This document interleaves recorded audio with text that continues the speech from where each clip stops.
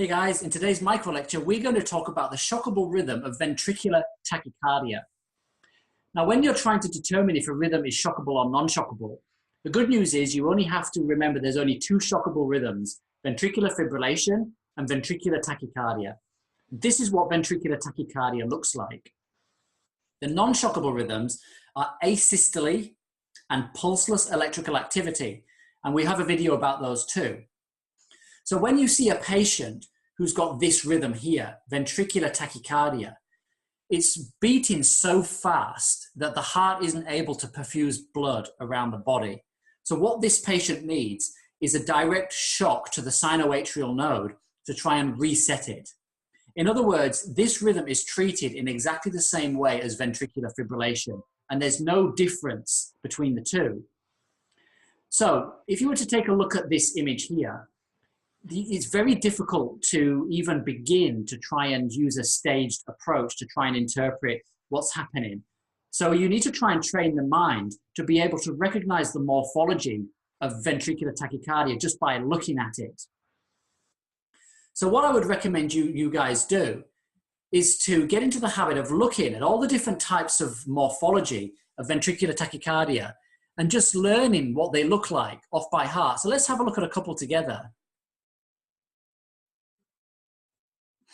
So the issue with the ventricular tachycardia is that the heart is beating so fast. In other words, the ventricle's moving so fast. That's the actual mechanisms that makes ventricular tachycardia a shockable rhythm.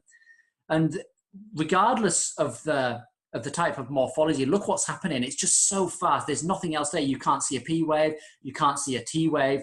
This patient really does need a large shock quickly to try and recover it. These are all ventricular tachycardias, guys. They all need defibrillation. So as you can see, they're very broad, they're very wide, they're fast moving. And of course, once you've got the AED out, the AED will actually recognize this as a shockable rhythm and it will deliver the shock. However, as a paramedic, we don't use AEDs so much at the moment.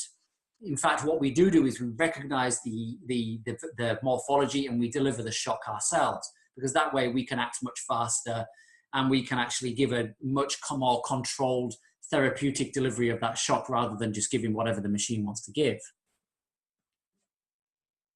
So in a nutshell, guys, that's ventricular tachycardia. It's a shockable rhythm. It's a cardiac arrest rhythm.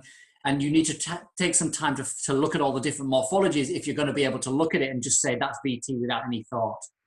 My name's Sam Willis, and I hope you've enjoyed this session, guys. Take care.